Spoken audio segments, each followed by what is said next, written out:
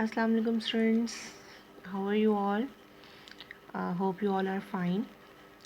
चलिए जी, आज हम एंडोक्राइनोलॉजी का अनदर इम्पॉर्टेंट ग्लैंड को डिस्कस करने जा रहे हैं विच इज़ पेंक्रियास। ठीक है, बहुत ही इम्पॉर्टेंट आपका ग्लैंड। ठीक है, बहुत सारे पॉइंट्स हैं इसके अंदर स्टडी करने के लिए जो कि बहुत इम्पॉर्टेंस रखते हैं हमारी बॉडी में। कि हम देखेंगे पेंक्रियास का क्या रोल है हमारी बॉडी में, हमारी बॉडी के मेटाबॉलिज्म को किस तरीके से मेंटेन कराने में इसका क्या रोल है। तो अगर हम पेंक्रियास को स्टडी करते हैं, ठीक है, तो सबसे पहले हम आ जाते हैं इसकी समहाउ कुछ लोकेशन पर। अगर पेंक्रियास की हम बात करें तो बेसिकली अगर हम देखते हैं तो ये लीफ लाइक स्ट्रक्चर है। ठीक है, जस्ट लाइक लीफ लाइक है, समहाउ लीफ लाइक स्ट्रक्चर होता है, पिंकिश इन कलर है। ठीक है, और लोकेटेड होता है आपके एब्डोमिनल कैविटी में between stomach and small intestine. ठीक है, मैंने कुछ पॉइंट्स निकाले थे तो उससे हम फर्दर इस चीज़ को स्टडी करेंगे। अगर हम लेंथ की बात करें तो it is about 6 inches long and it is heterocrine in nature.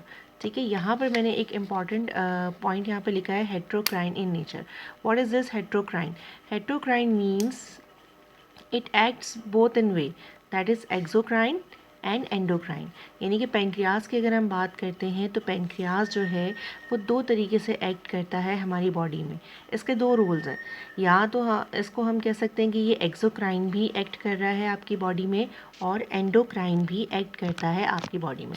अब किस तरीके से हम देखेंगे कि एक्सोक्राइन और एंडोक्राइन का क्या फंक्शन है, कि आप कह लीजिए कि पेंक्रियास जो है वो एक्सोक्राइन इन नेचर है और एंडोक्राइन, यानी कि हम कह सकते हैं डुअल नेचर है, बोथ इन नेचर है। अगर हम एक्सोक्राइन की बात करते हैं तो एक्सोक्राइन का मतलब क्या है कि it produces digestive enzymes which are responsible for digestion process. यानी कि अगर हम बात करते हैं कि एक्सोक्राइन में पेंक्रियास को किस लिहाज से बोल सकती हूँ, एक्सोक्राइन इस लिहाज से है क्योंकि पेंक्रियास जो है वो कुछ डाइजेस्टिव एंजाइम्स को सिक्रीट करता है जो कि हेल्प आउट कराते हैं हमारे डाइजेशन के प्रोसेस में। ठीक है, अगर हम अब पेंक्रियास की डायग्राम की तरफ अगर हम आते हैं तो यहाँ पर आप डायग्राम देखेंगे। जो पेंक्रियास है इसको मैं एक्सप्लेन करूँ थोड़ी सी डायग्राम को, तो यहाँ पर आपको कुछ नज़र आ रहे हैं, यहाँ पे एसिनार सेल्स नज़र आ रहे हैं आपको। ठीक है, ये पेंक्रियास का पूरा स्ट्रक्चर है। इसमें हम देख रहे हैं कि पेंक्रियाटिक आइसोलेट मौजूद है। ठीक है, ये पेंक्रियाटिक आइसोलेट मौजूद है। इसके अलावा आपके पास यहाँ पे कुछ एसिनार सेल्स मौजूद होते हैं। ये एसिनार सेल्स जो होते हैं ये रिस्पॉन्सिबल होते हैं डाइजेस्टिव एंजाइम्स को सिक्रीट करवाने में। ठीक है, तो अगर हम एक्सोक्राइन फंक्शन की बात करते हैं पेंक्रियास के, तो एक्सोक्राइन फंक्शन क्या है कि ये एसिनार सेल्स मौजूद होते हैं इसके स्ट्रक्चर में जो कि प्रोड्यूस करवाएंगे डाइजेस्टिव एंजाइम्स। और ये डाइजेस्टिव एंजाइम्स क्या होंगे, बहुत पावरफुल इन नेचर होते हैं। ठीक है, प्रोटेक्टिव कवरिंग के साथ होते हैं। ये एसिनार सेल्स जो हैं यहाँ पे जो पेंक्रियाटिक डक्ट मौजूद है, ठीक है, इस डक्ट के थ्रू ट्रैवल करेंगे और कहाँ जाएंगे, ड्यूडेनम ऑफ स्मॉल इंटेस्टाइन। यानी कि स्मॉल इंटेस्टाइन का जो सबसे अपर पार्ट होता है, सबसे स्टार्टिंग पार्ट जो है जिसको हम ड्यूडेनम भी कहते हैं, यहाँ पर जाके ये ट्रैवल करते हुए यहाँ पहुँचेंगे और यहाँ पर जाके ये क्या करवाएंगे, डाइजेशन के प्रोसेस में हेल्प आउट करवाएंगे। इसी के साथ अगर हम देखें तो यहाँ पर आपको बाइल डक्ट नज़र आ रही है। ठीक है, अगर हम बाइल डक्ट को याद करेंगे, बाइल जो है वो कहाँ पे बनता है, आपके लिवर में बनता है और स्टोर कहाँ हो जाता है, गॉल ब्लैडर में स्टोर हो जाता है। यानी कि लिवर क्या चीज़ बना रहा है, बाइल जूस बना रहा है और स्टोर कहाँ करवा देता है, गॉल ब्लैडर में। इसी तरीके से पेंक्रियास में जो एसिनार सेल्स हैं ये डाइजेस्टिव एंजाइम्स को सिक्रीट करवाएंगे, पेंक्रियाटिक डक्ट के थ्रू ट्रैवल करवाएंगे। इसी तरीके से लिवर बाइल जूस जो है वो गॉल ब्लैडर से ट्रैवल करता हुआ बाइल डक्ट के ज़रिए आएगा और फिर यहाँ पर आकर ये एक कॉमन डक्ट बन जाती है जिसको हम हेपेटोपेंक्रियाटिक डक्ट कहते हैं। यानी कि हेपेटो लिवर और पेंक्रियाटिक कहाँ से रिलेट करेगा, पेंक्रियास से। तो पेंक्रियाटिक एंजाइम्स जो हैं वो पेंक्रियाटिक डक्ट से ट्रैवल करते हुए आते हैं और लिवर से गॉल ब्लैडर से बाइल डक्ट के थ्रू बाइल जूस ट्रैवल करता हुआ आता है जो कि यहाँ पे कंबाइन होकर एक कॉमन डक्ट के थ्रू ड्यूडेनम में पहुंच जाते हैं। ठीक है, और फिर इनका क्या काम होता है, यहाँ पे डाइजेशन में हेल्प आउट करवाते हैं। ठीक है, तो यहाँ पर हो गया ये एक्सोक्राइन फंक्शन क्या हो गया पेंक्रियास का, कि पेंक्रियास क्या है, डाइजेस्टिव एंजाइम्स को सिक्रीट करवाता है जो कि क्या करते हैं, डाइजेशन में ड्यूडेनम में पहुँच के हेल्प आउट करवाते हैं। अब हम अगर आते हैं इसके एंडोक्राइन सिस्टम की तरफ, एंडोक्राइन पार्ट क्या है, डक्टलेस, ठीक है ना। अब हमने यहाँ पे बात की थी कि यहाँ पे क्या था कि ये डक के थ्रू, ठीक है ना, पेनक्रियाटिक डक के थ्रू उन्होंने ट्रैवल किया था। अब अगर मैं यहाँ बात करूँ कि एंडोक्राइन क्या है, एंडोक्राइन सिस्टम की अगर हम बात करते हैं तो एंडोक्राइन सिस्टम में क्या है, सिक्रीट्स हार्मोन, इनके ग्लैंड्स क्या कर रहे होते हैं, कुछ स्पेशल केमिकल्स को सिक्रीट करते हैं, कुछ स्पेशल सब्सटेंसेस को सिक्रीट करते हैं, जिसको हम क्या कह रहे होते हैं, हार्मोन्स कह रहे होते हैं। और ये डकलेस ग्लैंड होते हैं, ठीक है, यानी कि ये किसी डक्ट्स के थ्रू आपके ब्लड में एंटर नहीं करते, डायरेक्टली अपनी सिक्रीशंस को, अपने हार्मोन्स को, जब इनका टाइम पीरियड होता है, जब इनकी ज़रूरत महसूस होती है, तो ये ग्लैंड्स डायरेक्टली इन हार्मोन्स को ब्लड में ऐड करवा देते हैं, ठीक है। तो एंडोक्राइन सिस्टम की अगर हम बात करें, एंडोक्राइन पार्ट क्या है पेनक्रियास का, कि ये हार्मोन सिक्रीट करवाता है। एक्सोक्राइन पार्ट क्या था, डाइजेस्टिव एंजाइम्स को सिक्रीट करवाता है, जो कि डाइजेशन के प्रोसेस में हेल्प आउट करते हैं, ठीक है। इनके कार्बोहाइड्रेट्स हैं, प्रोटीन्स हैं और आपके पास लिपिड्स हैं, इनको डाइजेस्ट कराने में, इनकी ब्रेक डाउन कराने में हेल्प आउट करते हैं। इसी तरीके से एंडोक्राइन की अगर हम बात करें तो कौन से हार्मोन्स हैं जो कि पेनक्रियास जो है as a endocrine gland secrete करवा रहा है। तो यहाँ पर आ जाते हैं हमारे पास दो हार्मोन्स आपके पास सिक्रीट होते हैं जो कि endocrine as endocrine gland secrete करवाता है आपका पेनक्रियास। एक आपके पास होता है ग्लूकागॉन और एक आपके पास क्या है, इंसुलिन, ठीक है। ये दो इम्पॉर्टेंट हार्मोन हैं जो कि पेनक्रियास क्या करता है, प्रोड्यूस करता है।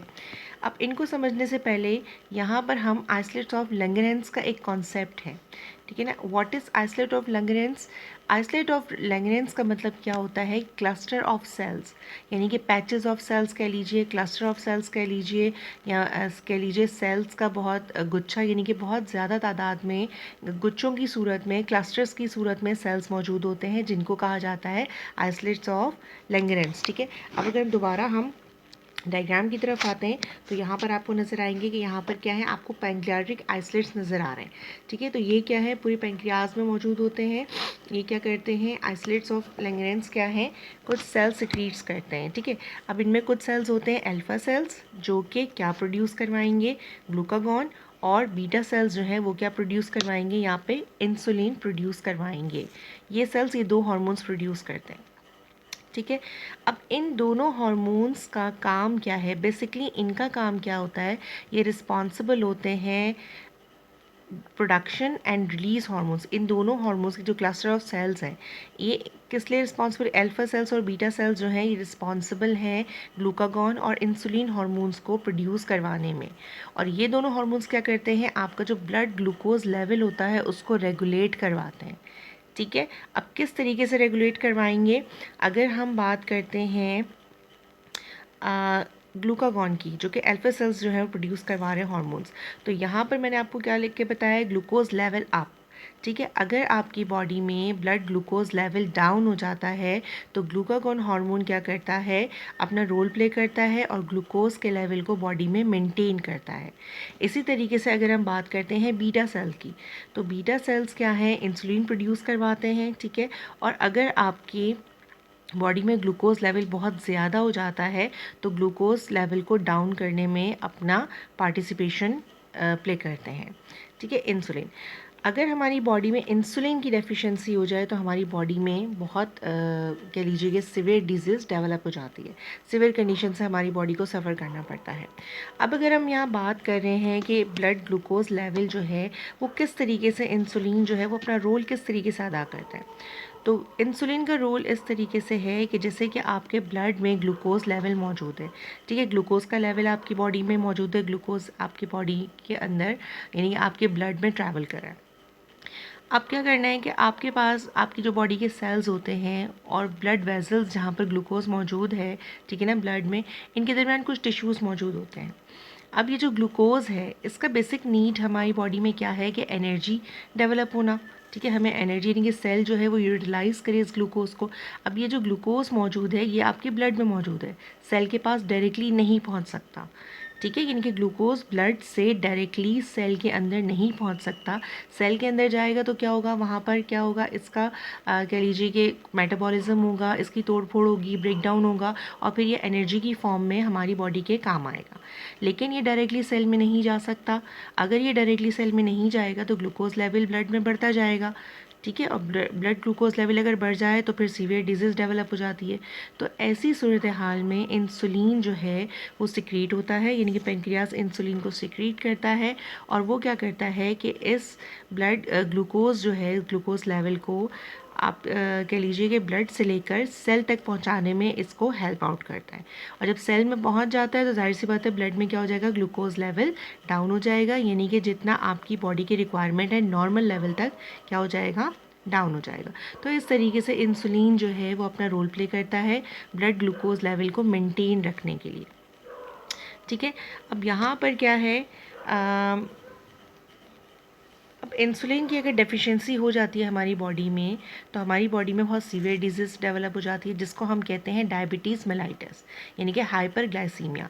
अगर आपके ब्लड ग्लूकोज लेवल जो है वो क्या हो जाता है, बढ़ जाता है ब्लड में, तो उसकी कंडीशन को हम कहते हैं हाइपरग्लाइसीमिया। और अगर हम बात करें कि आपके ग्लूकोज लेवल बहुत हद तक कम हो जाता है आपके ब्लड में, तो उसको कहा जाता है हाइपोग्लाइसीमिया। ठीक है। तो यहाँ तक पेंक्रियाज को भी यहीं तक रखते हैं, आज का लेक्चर यहीं पे ड्रॉप करते हैं और नेक्स्ट लेक्चर में इंशाल्लाह डायबिटीज़ मेलाइटिस को बहुत डिटेल के साथ हम डिस्कस करेंगे। ठीक है। Hope you like this lecture, और कोई भी क्वेश्चन हो तो प्लीज़ कमेंट सेक्शन में ज़रूर उसको शेयर कीजिएगा। नेक्स्ट वीडियो तक के लिए अल्लाह हाफ़िज़।